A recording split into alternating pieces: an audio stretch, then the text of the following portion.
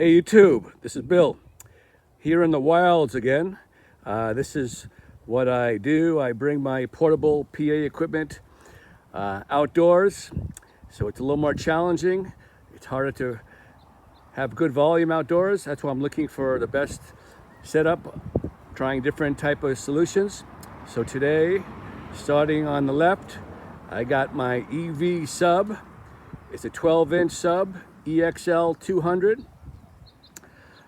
Next, in the green bag, that's my navy bag, comes in handy. That is the new iP300. Fits perfectly in that bag. Next, in the center, is the Bose S1Pro. You all know about that speaker. My power source, there's no power out here, is going to be EcoFlow Pro, 600 watts. That's going to run the iP300 and the EV sub. Then I got a couple of stands. I got the subwoofer pole will hold up the iP300, and the speaker stand will hold up the Bose S1Pro. And then I have a bag of sundry cables. 2 power cords, 2 XLR cables, and that's it. I didn't have a dolly today. This had to have 4 trips to the car, from the car. Not too bad, not too heavy. Nothing is heavy. Matter of fact, the heaviest thing here is the subwoofer at 42 pounds, and that is pretty manageable. Next, we have the iP300 at 26 pounds, and then we get to the lightweight Bose S1Pro at 15 pounds. And that's about it. Okay, let me set this up, and we'll be back in a little while. All set up. And I'm surprised, I've never timed it before.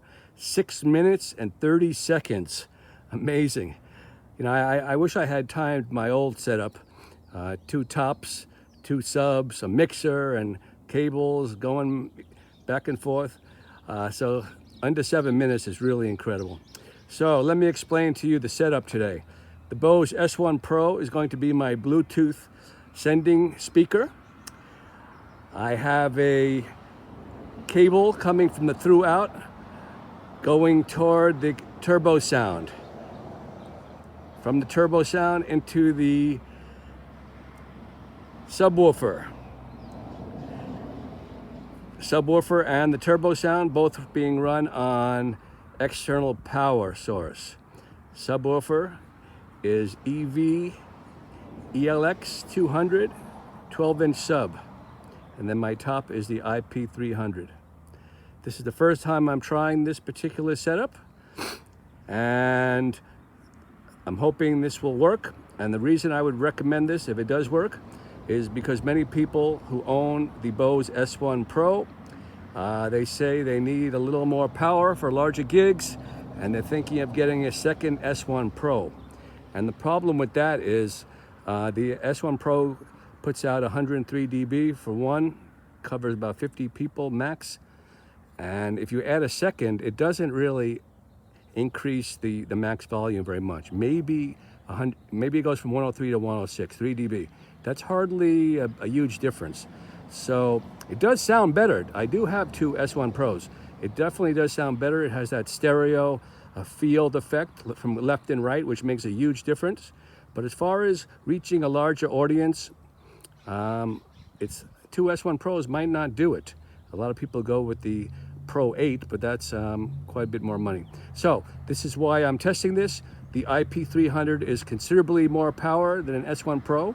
Matter of fact, it goes up to 122 dB, and it stays clean at max volume. And then I have this 12-inch sub that is even more powerful than a Pro 8.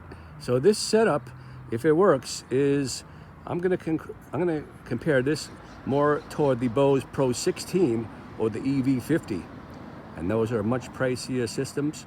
So let's see if this works.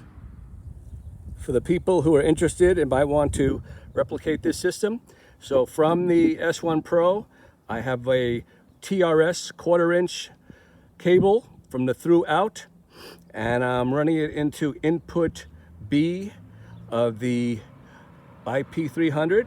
So that's 1/4-inch TRS to XLR male.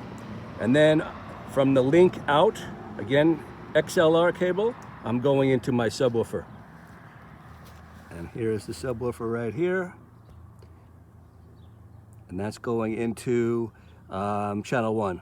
And that's it. A couple of power cables, 2 power cables. And here is my power source that will run the subwoofer and the top. EcoFlow Pro, 600 watts. It should have no problem. And of course, I don't have to deal with the other side. The Bose S1Pro is self-powered. So I think we're ready. Ready for the sound demo. I'm going to use this track that I've used before from YouTube, non-copyright. I'm going to start off on this screen. Next, I'm going to bring up the Turbosound, and that's on channel B. And if you've watched my unboxing video, when I first got it, I wasn't sure if there was a level meter, but sure enough there is. It lights up red, so I'm happy about that. It's very good. There's just no red light on the unit itself to show you that it's limiting, but you have it right here on the app. So I'm going to bring up the Turbosound. I'm going to blend it with the S1 Pro, and you should hear some nice, clean, high end added to the S1 Pro. And then last, I'm going to use the app from the EV, the subwoofer, and there's a mute switch, which I've said in past videos, it's pretty unique. Many apps don't have a mute on their subwoofer app. So this is really nice. So I can hit mute and I can disengage mute by a touch of a finger. Also, you see 120 HZ, low pass filter. I can adjust that from the app. And there's even different modes. Right now I have it on music, but if you ever need more bass, there's a club mode that really kicks in and makes a huge difference. So this is why I recommend this particular EV sub so highly. It's really different than all the other subs. If the other subs have a Bluetooth app, which some of them are starting to have, they're just not as good as this one. I'm going to be starting with just the Bose S1 Pro playing by itself.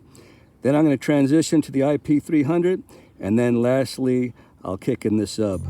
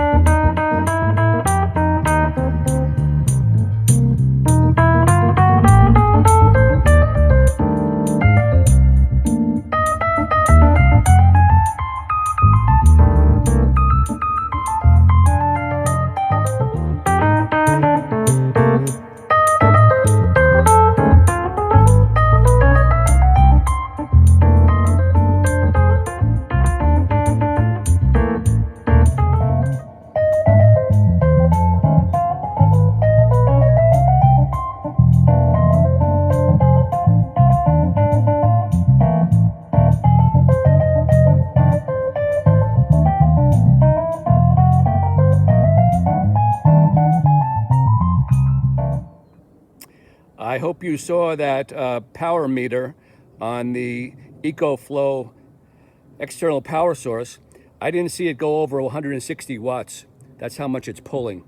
And that's kind of an amazing result. Remember, I'm powering the subwoofer and the iP300, 2 pieces. iP300 is 600 watts. And the ELX sub is also 600 watts. So that's 1200 watts Of course, you're not pulling that kind of power. They're, these speakers are much more efficient, so it's amazing that only 160 watts, and I was playing pretty loud, so I'm thinking if you double that, 300 something watts, it would be very comfortable. This unit happens to be EcoFlow 600 watts, so I think I have a nice safety margin. And the fact that the other speaker, the Bose S1Pro, is not needing any kind of AC power, it's on its own with battery. So I think this is a very compact system, and I hope you heard the performance outdoors.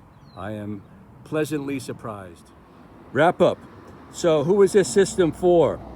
I'm assuming it's for someone who has the Bose S1Pro already, and they're just not getting the max volume they need. They need a little more, especially outdoors isn't cutting it. So they need a second speaker. So this is an alternative. Instead of going with a second S1 Pro, which many people think that's the next step, it's not going to give you a whole bunch more power. It will sound good, but something like this, this Turbosound iP300, you don't even need the subwoofer, just the speaker by itself. The problem is the lack of internal battery, so you'd have to bring some kind of external power source. But I think I proved to you that you don't need something very powerful or expensive. I've seen something on Amazon for $180, 300 watts, that will run just the iP300 by itself. But once you add the subwoofer, I do believe you're going to need probably more than 300 watts to be safe. And the more power you have, the longer you can play. I've been out here over an hour and it hasn't gone down an inch, but then again, it's a 600 watt unit. So what do I compare this system with? I would say this system would outperform the Bose Pro 8, hands down, because that subwoofer is much more powerful than the Pro 8 subsection. The iP300 is slightly louder than the Pro 8, but the advantage of the Pro 8, of course, is everything is built in. You have your battery built in.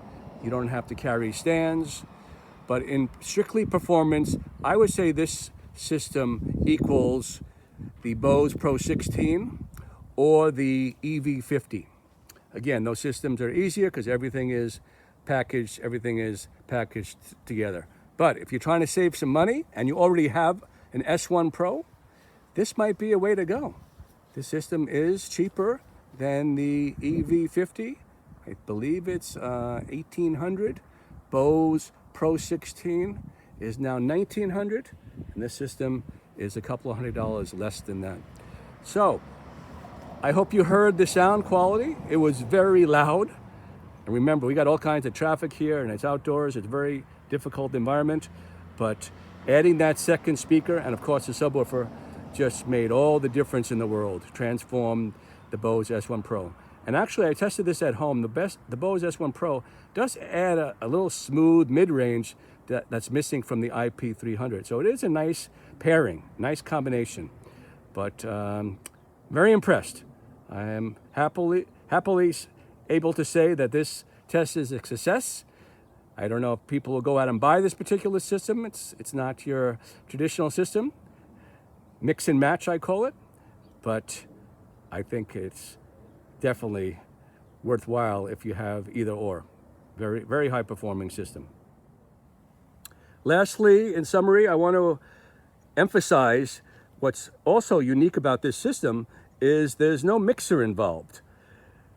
So the way I have it set up, the S1 Pro is the main Bluetooth signal coming from a phone that's wireless. Obviously, you don't have to be connected to any kind of cabling. And then from there, I'm going into the iP300 that has an app. So with that app, I'm able to bring down the volume. I can bring it up. I can blend it. I wish it had a mute function. If you saw that, I was using my finger to scroll up and down, which is kind of tedious, but you can't have everything. But it would be really nice if there was an instant mute, but there isn't. And then I have the iP300 going into the subwoofer, EV Sub, which does have an app, does have a mute. So everything gels together, running off an external power. And that's it. Hope you enjoyed this video. This is Bill. Check out the next videos. Later.